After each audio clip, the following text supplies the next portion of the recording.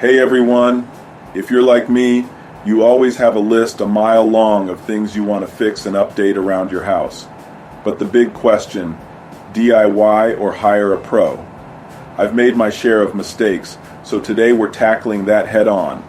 We'll check out a few popular projects and break down when saving money is worth it and when it's wiser to call the experts. Painting like a pro.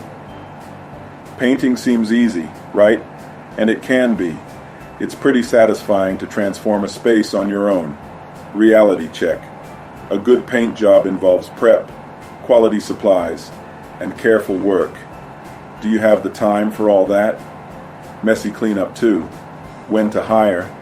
Think large spaces, tons of wall repairs, high ceilings, or if you simply don't want to deal with it.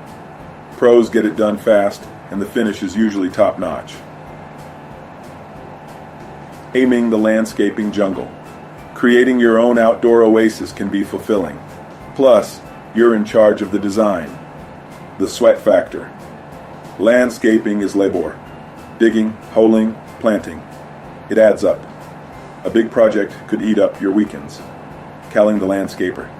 If you've got big dreams, fancy designs, earth-moving, irrigation systems, a landscape pro brings the know-how and the crew to make it happen. Appliance adventures. Just unplug the old fridge, plug in the new one, right? Sometimes, hidden hazards, messing with water lines, gas connections, or weird electrical setups. Proceed with caution or regret. This is where a mishap can get expensive fast. The smart move. Often you can get installation with your appliance purchase, and let's be real, they've done it a million times before. Be honest about what you can do well. Learning on the fly is okay, within reason. Does it truly save money if the project takes you weeks instead of the pros one day? Safety. First, don't put your home or yourself at risk trying to save a buck.